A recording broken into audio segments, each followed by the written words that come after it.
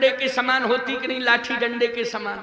तो तलवार वहां काम करेगी कि बिना राउंड की राइफल काम करेगी? बोलो भाई, वहां तो तलवार ही काम करेगी। तो ध्यान से सुनते जाना, बड़ी बढ़िया बात आपको बता रहे हैं, आपकी जिंदगी से जोड़ते हुए हम कथा कह रहे हैं। आपकी समझ में आ जाए एक एक बात, ऐसी कथा हम सुनाएंगे। आप समझ में आ रही है बात कि नहीं आ रही? नहीं, हम व्यर्थ में तो पसीना नहीं निकाल रहे। ठंडी में, गर्मी में पसीना निकले ये सहज बात है, और ठंडी में निकले पसीना तो बहुत बड़ी बात है।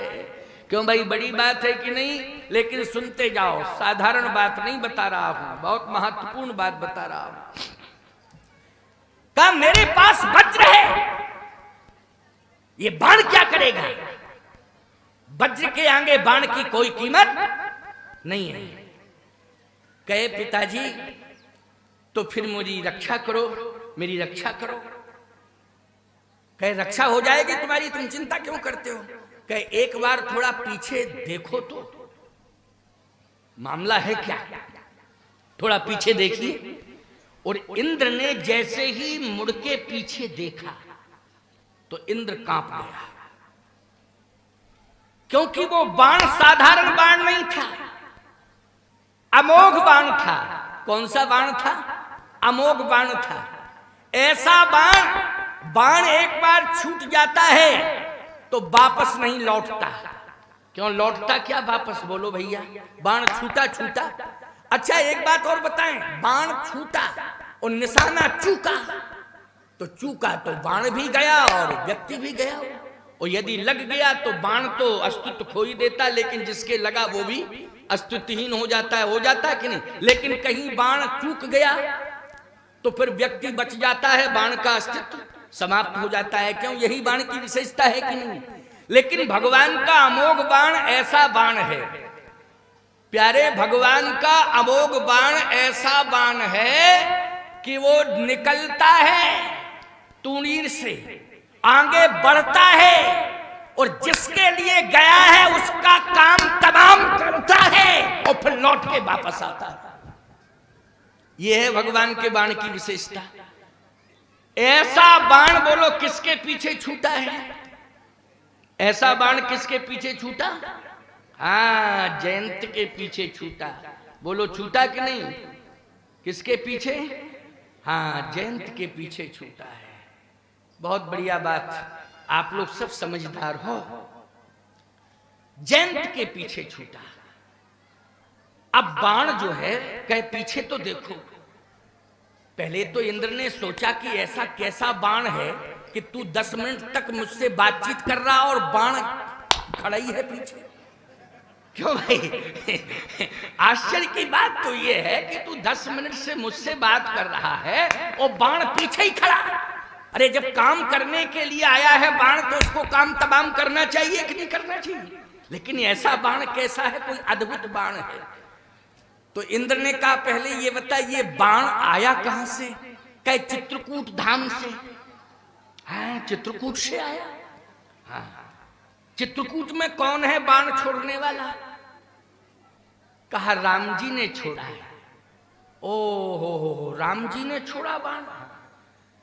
इंद्र ने कहा प्रभु श्री राम अकारण किसी के ऊपर प्रहार नहीं करते हैं, समझ गया? कारण कोई होगा और बहुत बड़ा कारण होगा, क्योंकि उनके समान कोई सरल सहज है ही नहीं दुनिया में। को रघुवीर सरिस संसारा, सील स्नेह निवाहन हारा। भगवान के समान सील स्नेह निवाहन हारा ऐसा दुनिया में कोई नहीं है, केवल भगवान है। इसका मतलब है कि तूने कोई बहुत बड़ा अपराध किया। अपराध सही बता, कौन सा अपराध किया तूने? साधारण अपराध हो जाता तो कभी कोप नहीं करते हैं, लेकिन विशेष अपराध किया होगा। मैं प्रारंभ से किस अपराध की चर्चा कर रहा? सबसे बड़ा अपराध कौन है बोलो? पराई नारी पर कुदृष्टि डालना, नारी का अपमान करना, यह सबसे बड़ा अपराध है। कभी भी भूल के नारी का अपमान मत करना। अगर कहीं तुमने नारी का अपमान भूलवश कर दिया तो जगत में तो निंदनीय हो ही जाओगे और सजा के पात्र हो जाओगे, लेकिन जिस दिन भगवान की अदालत में जाओगे वहां भी तुम्हें कठोर से कठोर सजा मिलेगी। इसलिए जननी समझानो पर नारी,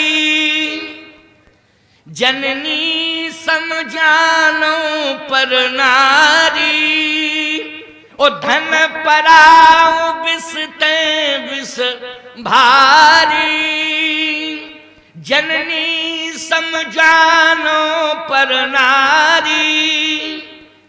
पराई नारी को यदि भैया अवस्था में बड़ी है तो फिर मां कह दो, मां मान लो, यदि समवयस्क है तो बहन मान लो, और छोटी है तो बेटी मान लो। बस केवल तीन ही रिश्ते आप मान सकते हो। और यदि विधि के विधान के अनुसार, यदि विधाता ने विधान बनाया है, जहीं बिरंच रच सिए समारी, कहीं श्यामल बर रचेऊ बिचारी, तो उसको केवल परिणय बंधन में बंधने के लिए विधि का विधान है। तो इसके लिए तुम मनमुखी विचारधारा से उसे स्वीकार नहीं कर सकते हो, उससे संबंध नहीं जोड़ सकते हो। कब जोड़ सकते हो?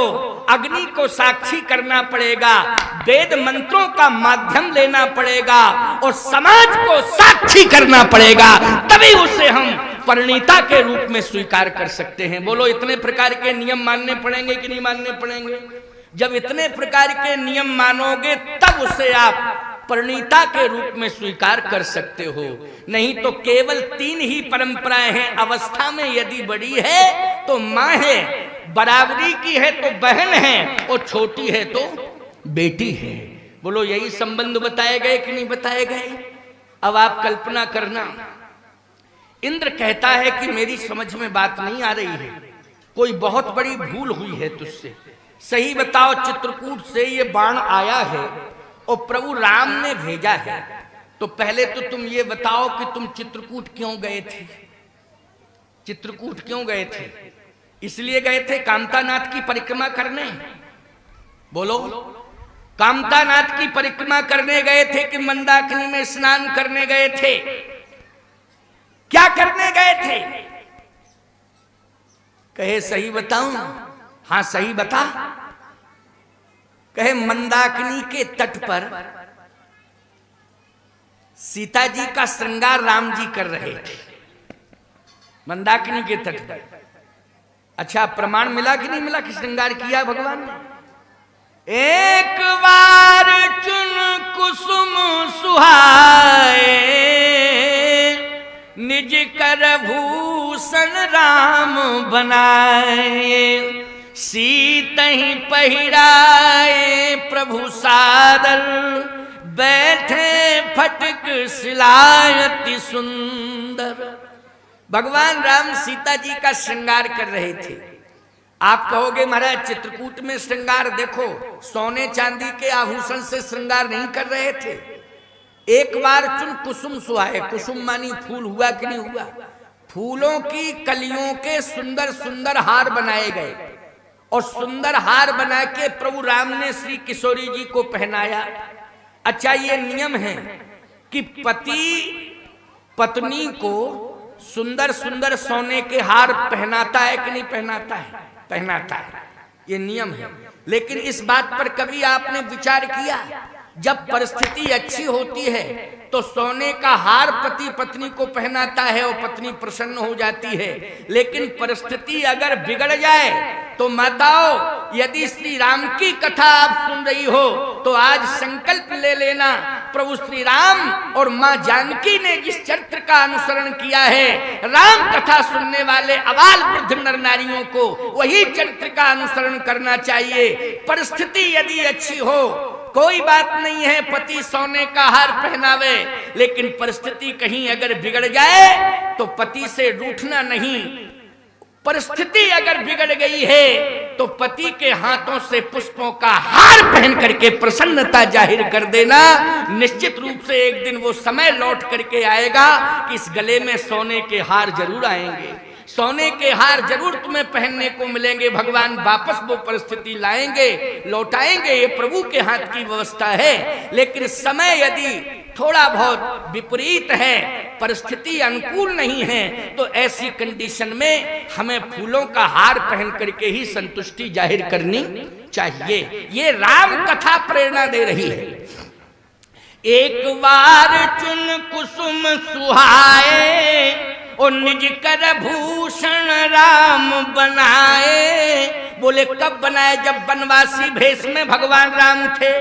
राज विलोचन राम चले, तज बापू को राज बटाऊ की नाई। भगवान राम ने राजपाट छोड़ा, सोने के महल छोड़े, सारी सुविधाएं छोड़ी और चित्रकूट में वनवासी के भेष में रहे।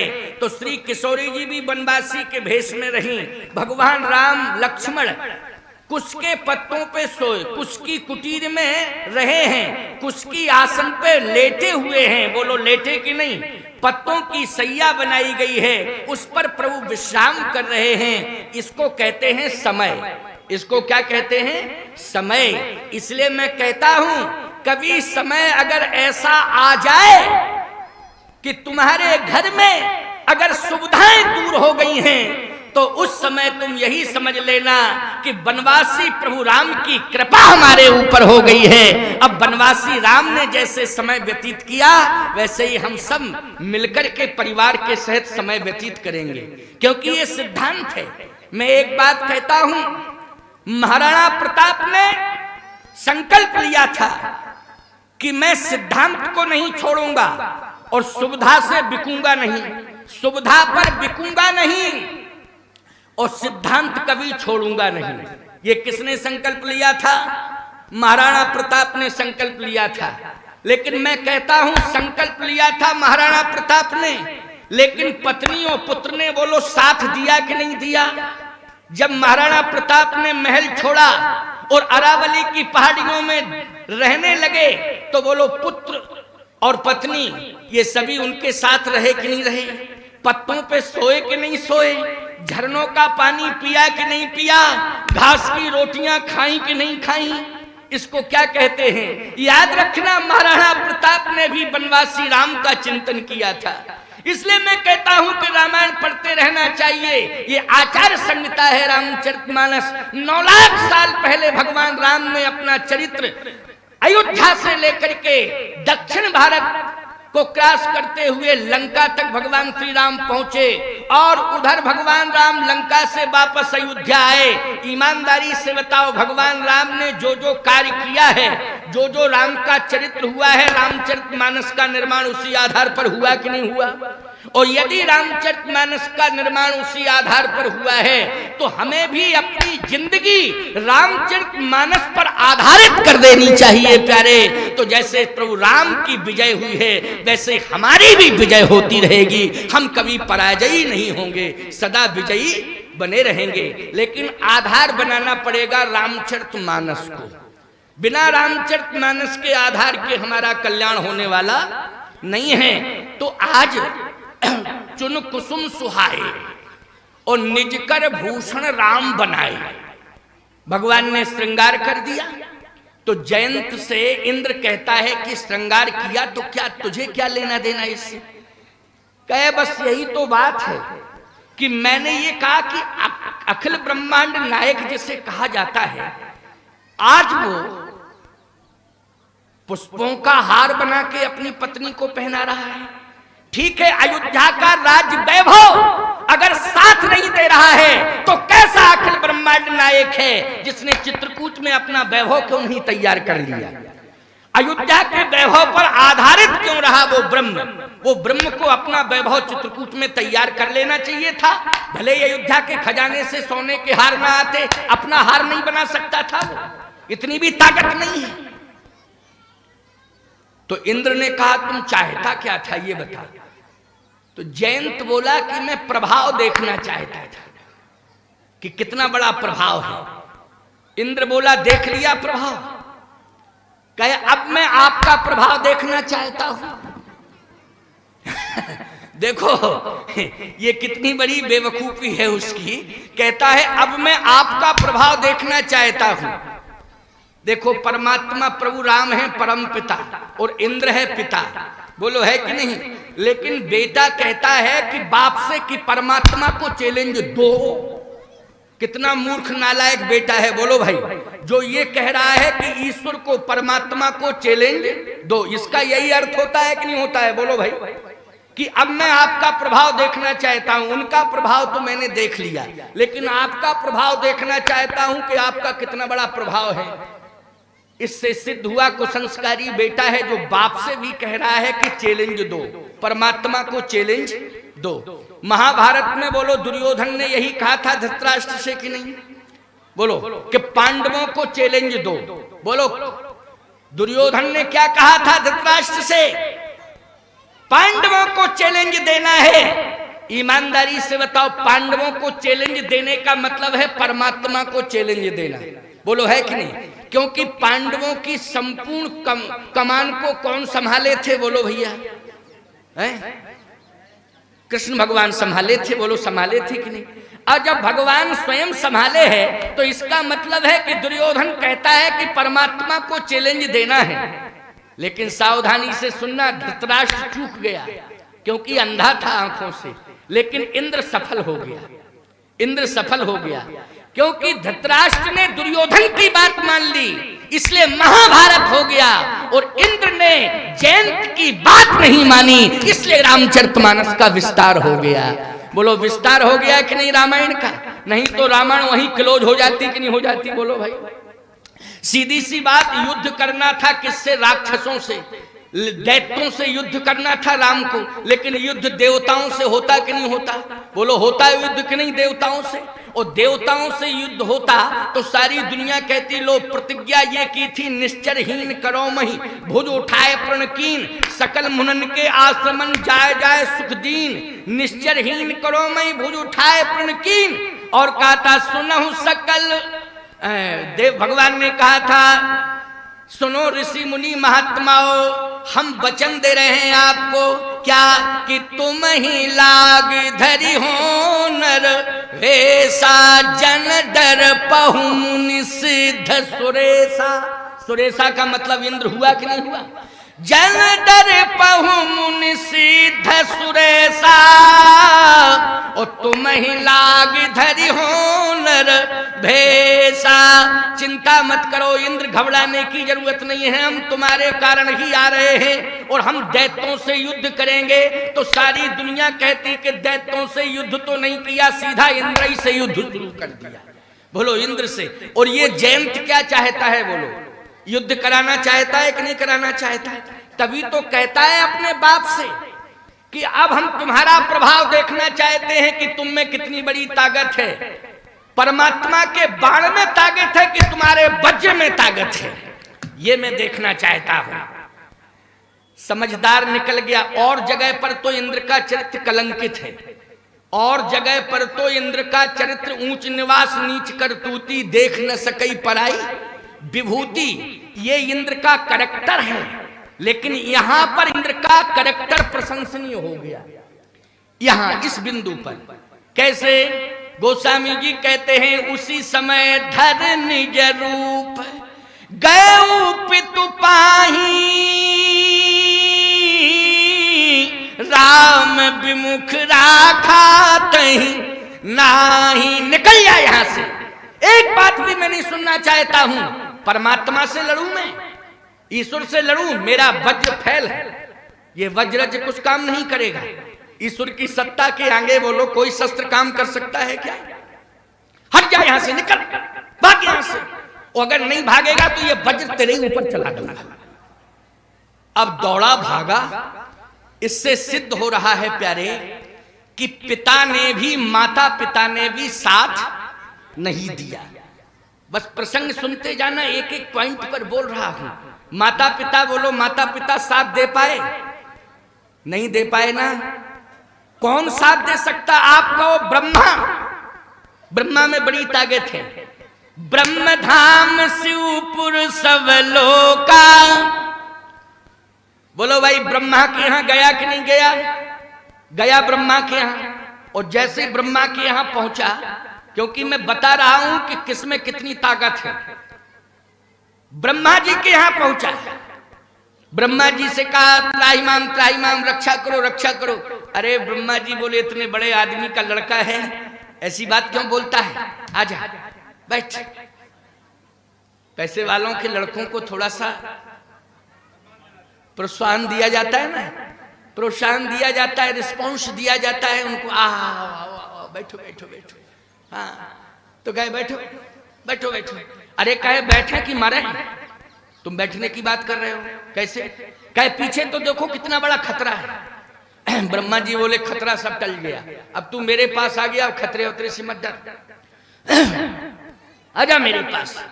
और जैसे ही आगे बढ़ा जयंत, तो पीछे से ब्रह्मानी ने कहा थोड़ा पीछे भी तो देख लिया करो कि क्या है मैटर। और जैसे ब्रह्मा जी ने पीछे देखा तो वो तो भगवान का बाण था, तो ब्रह्मा कांप गया। कहे एक बात बताओ जयंत, ये तो भगवान का बाण है। कहे हाँ है तो। अयोध्या से आए हो तुम क्या?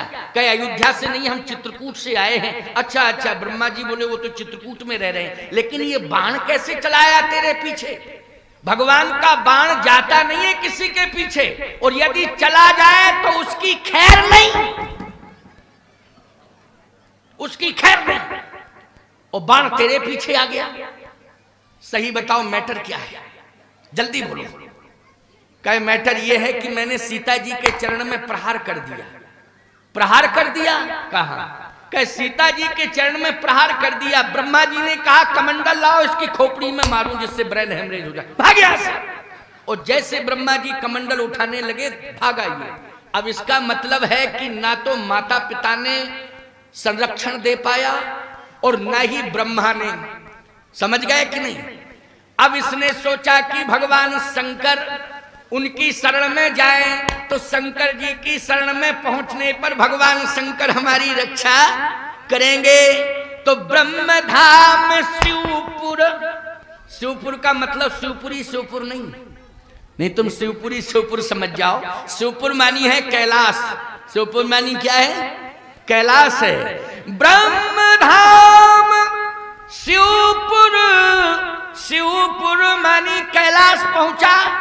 और जैसे ही कैलाश पर्वत पर पहुंचा, भगवान भोलेनाथ बैठे हुए थे। त्राहिमाम त्राहिमाम, रक्षा करो रक्षा करो। भोले बाबा ने कहा आओ जयंत, क्या हाल है, ठीक हो? जयंत बोला ठीक ही तो नहीं है, इसलिए तो आपके पास आए। एक बात बताएं, जब आदमी ठीक होता है तो फिर घर में रहता है कि नहीं? और ज्यादा से ज्यादा अगर घर में नहीं है, मन थोड़ा सा बहलाना है तो ससुराल पहुंच जाता है नहीं? चलो भाई ससुराल चलें, ठीक है ना? ससुराल से चलता है तो बीच में रिश्तेदारों के यहां हो लेता है। लेकिन एक बात बताएं, भगवान के यहां तो तभी जाता है जब कोई समस्या आ जाती है। बोलो भाई, जब कोई समस्या आ जाती है तो भगवान के पास। कहे समस्या ही तो आ गई, इसलिए आपके पास आया हूं। कहे समस्या क्या है? कहे समस्या यह है कि मारने के लिए बाण पीछे से लगा हुआ है, मुझे मारने के लिए। शंकर जी बोले मैं महाकाल हूं, ये मारने का काम करता है काल, और मैं हूं महाकाल। अब तू महाकाल के पास आ गया तो काल क्या बिगाड़ेगा, चिंता मत कर, बैठ। पार्वती जी बोली भांग ज्यादा खा गए हो क्या? थोड़ा पीछे तो देखो, यहां महाकाल का बाप पीछे खड़ा है। अच्छा सही बताओ भैया, महाकाल भगवान शंकर बोलो परम पिता किसे मानते हैं? प्रभु राम को मानते हैं कि नहीं मानते हैं? और सही बात तो ये है कि ये जो बाण था ना, ये बाण परमात्मा का बाण, इसको साधारण बाण मत समझना।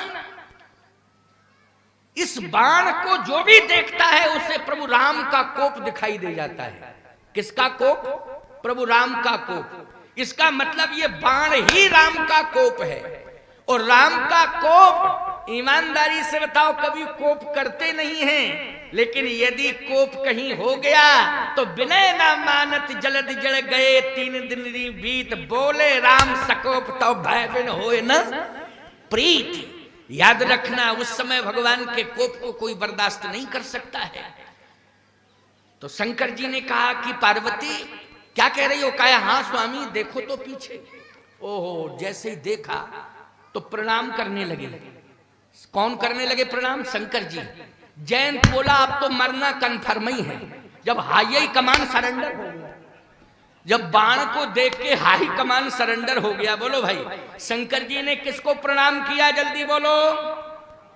बाण को प्रणाम किया, लेकिन बाण नहीं था, उस बाण में प्रभु राम का दर्शन हो गया भोले बाबा को, इसलिए प्रभु राम को प्रणाम कर रहे हैं। और जैसे आंखों में आंसू आए, कहा जयंत इस समय मेरा स्वामी दुखी है, क्रोध में है। मेरे स्वामी को क्रोध नहीं आता है, लेकिन आज उसे यदि क्रोध आया है तो ये बता कारण क्या है? पहले कारण बता, झूठ मत बोलना। कहे कारण ये है कि मैंने सीता जी के चरण में चोट मार दी।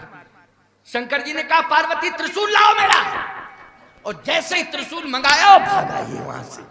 कहे कि अब तो यहां भी हमें गुंजाइश नहीं है बचने की, यहां भी मरण है। इसलिए ब्रह्म धाम शिवपुर सब लोका, और फिरा भ्रमित व्याकुल भय शोका। ओ काहू बैठन कहा न ओही, और राख को सकै राम कर द्रोही। ये राम का द्रोही है। एक बात आपको बताएं, भगवान राम ने जयंत के पीछे जयंत को मारने के लिए अपना बाण छोड़ा। बोलो छोड़ा बाण कि नहीं? ये जयंत भगवान के सामने, सीता जी के सामने क्या बन के गया था? बोलो कौआ बन के गया था। बोलो बन गया था पक्षी, कौआ पक्षी बन के गया था। कौआ पक्षी बन के सीता जी पर प्रहार किया इसने। लेकिन आपको मालूम होना चाहिए पक्षी रामचरितमानस में गीधराज जी भी हैं। बोलो गीधराज जी ने सीता जी के अस्तित्व को बचाने के लिए अपने प्राणों की आहुति दे दी। बोलो दे दी कि नहीं? लेकिन ये कौआ पक्षी, ये जयंत कौआ पक्षी बना, इसने सीता जी के अस्तित्व को मिटाने के लिए अपना रूप ही बदल दिया। बोलो बदला कि नहीं? ये पक्षी था नहीं लेकिन पक्षी बना। बोलो बना पक्षी कि नहीं? और पक्षियों में भी बना तो निकृष्ट पक्षी बना। बोलो कौआ को क्या मानते हो? निकृष्ट पक्षी होता है कि नहीं है? अरे बनना था तो हंस बन जाता, अगर पक्षी बनना था तो हंस बन जाता। और मैं तो कहता हूं कि अगर चित्रकूट मंदाकिनी में हंस बन करके जयंत अगर विहार करने लगता, तो विहार करते करते ये जयंत अगर हंस बन के चित्रकूट में विहार करता, तो चित्रकूट में ये परमहंस बन जाता प्यारे। और परमहंस बन जाता तो ईमानदारी से बताओ पूरा स्वर्ग का खानदान तर जाता कि नहीं तर जाता? बोलो कल्याण हो जाता कि नहीं हो जाता? जिसका बेटा परमहंस हो जाए, ईमानदारी से बताओ उस कुल खानदान को धन्य कहा जाएगा कि नहीं कहा जाएगा? लेकिन ये हंस नहीं बना, ये तो कौआ बना। कौआ बन के इसने प्रहार किया। सावधान, नारी का अपमान किया। जो नारी का अपमान करता है वो परमात्मा का कोप भाजन बनता है, और जो नारी का सम्मान करता है वो परमात्मा का कृपा पात्र बनता है। बोलो बनता है कि नहीं? जैसे एक और जयंत, बोलो कोप भाजन बन गया कि नहीं बन गया? परमात्मा का कोप भाजन बन गया जयंत। और जटायु परमात्मा का कृपा पात्र बन गया। बोलो बन गया कि नहीं? इतनी बड़ी कृपा भगवान ने कर दी, इतनी बड़ी कृपा की कि बार बार गोस्वामी जी कह रहे हैं कि धन्य जटायु सम को नाही, राम काज कारण तन त्यागी। ओ हरिपुर गयऊ परम बड़ भागी। हरिपुर गयऊ परम बड़ भागी।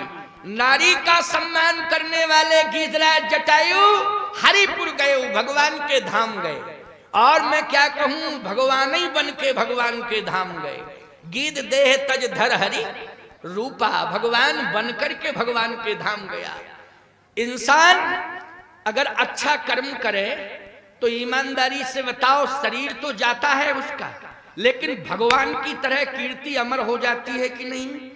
हो जाती है ना। भगवान की तरह कीर्ति अमर हो जाती है उसकी। चंद्रशेखर आजाद, सुभाष चंद्र बोस, सरदार भगत सिंह, राम प्रसाद बिस्मिल, ईमानदारी से बताओ, देश के लिए इन्होंने कुर्बानी दी, फांसी के फंदे पे झूले, शरीर चला गया, लेकिन कीर्ति आज अमर है उनकी। अमर शहीद के रूप में उनका वंदन स्वंदन किया जाता है, उनको प्रणम्य माना जाता है। बोलो आदरणीय अनुकरणीय सदा सदा के लिए हो गए कि नहीं हो गए? क्यों? अच्छा काम किया। देश के अस्तित्व को बचाने के लिए, माताओं बहन बेटियों के अस्तित्व को बचाने के लिए इन्होंने हंसते हंसते फांसी के फंदे को स्वीकार किया। इसलिए कहता हूं कि मरना है तो गीधराज जटायु की तरह मरो, मरना है तो गीधराज जटायु की तरह मरो। और क्या कहते कहते मरो, ये मैं महामंत्र दे रहा हूं मरने वालों को। मरना तो सबको है प्यारे, लेकिन मरण सुधार के मरो अपना, मरण बिगाड़ के नहीं, मरण सुधार के मरो। क्या कहते कहते मरना चाहिए? तमन्ना है बस यही मन में, साधना शेष रहना चाहिए। हम रहें या ना रहें, मेरा देश रहना चाहिए, बस यही संकल्प होना चाहिए। मरने वाले को यह संकल्प लेना चाहिए। आज मरण गीधराज जी का दिखाई दे रहा है। ऐसा मरण प्यारे कि आज परमात्मा आंसू बहा रहा है। बोलो बहा रहा है कि नहीं? ऐसा मरण कि परमात्मा आंसू बहा रहा है, परमात्मा गोद में लिए है। गोस्वामी जी कहते हैं, गीध को गोद में राख दयानिधि, नैन सरोजन में भरवारी, बारह बार समारत पंख, जटायु की धूल जटान सो झारी। अपनी जटाओं से भगवान ने जटायु की धूल को साफ किया। ये मरण गोद में लिटाए हुए हैं। अरे छोड़ो जी, महाराज दशरथ को भी ये सौभाग्य नहीं मिला। बोलो मिला क्या? अरे दशरथ की मृत्यु तो हुई, दशरथ जी का मरण तो हुआ। इतना बड़ा तपस्वी जिसने नैमिषारण्य में मनु के रूप में तपस्या की। बोलो मनु के रूप में की तपस्या की नहीं नैमिष में, लेकिन मनु के रूप में जिसने नैमिष में ठाड़े रहे, एक पद दो, दोनों एक पैर के बल खड़े होकर तपस्या किए। लेकिन जब दशरथ के रूप में वही मनु दशरथ बन करके आए, तो बोलो मरण बिगड़ गया कि नहीं बिगड़ गया? मरण बिगड़ गया। लेकिन गीधराज जटायु का मरण बोलो सुधर गया कि नहीं सुधर गया? कैसे सुधर गया? लेकिन जयंत किसके बल पर सुधर गया? बोले यहां गीधराज जटायु परमात्मा के बल पर सुधर गए, इनका मरण सुधर गया। लेकिन यहां जयंत का मरण भी, मरण तो हो ही रहा था, बोलो हो रहा था कि नहीं, लेकिन मरण बच गया और जीवन बदल गया। बोले महात्मा के बल पर, महात्मा की शरण मिल गई, इसलिए महात्मा के बल पर। बस यही मैं चिंतन दे रहा हूं। ये तीन दृश्य हमारे सामने हैं, जयंत जटायु और दशरथ। समझ लेना जरा, जयंत जटायु और दशरथ। अब समझते जाना जरा। जयंत भाग रहा है, पिता ने भी उसको निकाल दिया स्वर्ग से, ब्रह्मा जी ने ब्रह्मधाम से भी उसको निकाल दिया, भगवान शंकर ने कैलाश से उसको निकाला। बोलो निकाला कि नहीं? अब ये भाग रहा है। मैं सत्य कह रहा हूं आपसे, इसका मरण सुनिश्चित है। भगवान शंकर भी इसके विरोधी हो गए, ब्रह्मा भी विरोधी हैं और शिव भी विरोधी हैं, यहां परमात्मा राम भी विरोधी हैं। लेकिन सही बताओ, सारी की सारी प्रतिकूल परिस्थितियां हैं, लेकिन पूरी की पूरी प्रतिकूलता यहां तक कि ब्रह्मा विष्णु महेश इंद्र आदि इन सब की प्रतिकूलता को अनुकूलता में किसने बदला? महात्मा ने। बोलो बदला कि नहीं बदला? तो बताओ भैया, ताकत कितनी बड़ी है महात्मा में? बोलो है महात्मा में ताकत कि नहीं? लेकिन महात्मा होना चाहिए नारद जैसा। कैसा महात्मा होना चाहिए? नारद जैसा महात्मा होना चाहिए, काल्याण जैसा महात्मा नहीं होना चाहिए। नारद जैसा संत होना चाहिए, नारद जैसा संत। तो सावधानी से सुनना जरा।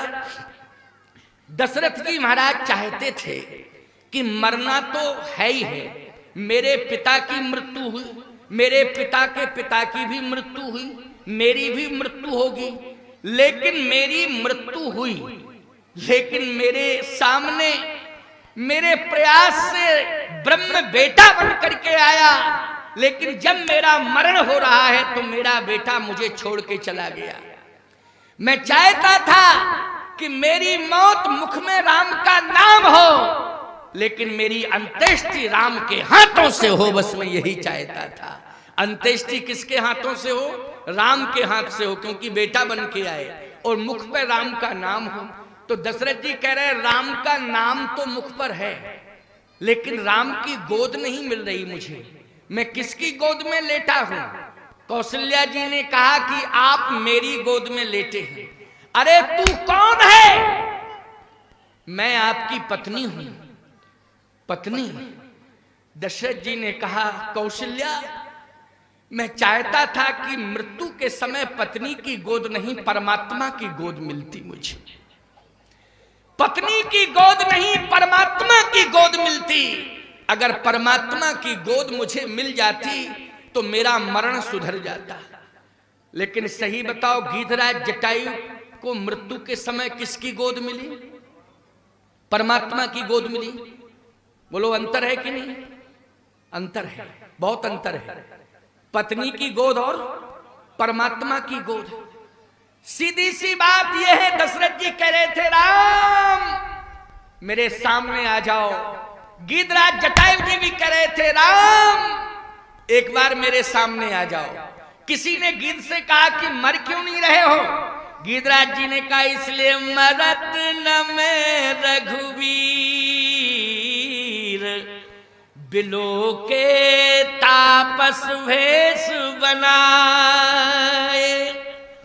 मरत न मैं रघुवीर, मरना तो चाहता हूं, लेकिन जब तक आपका दर्शन नहीं कर लूंगा तब तक मैं मरूंगा नहीं।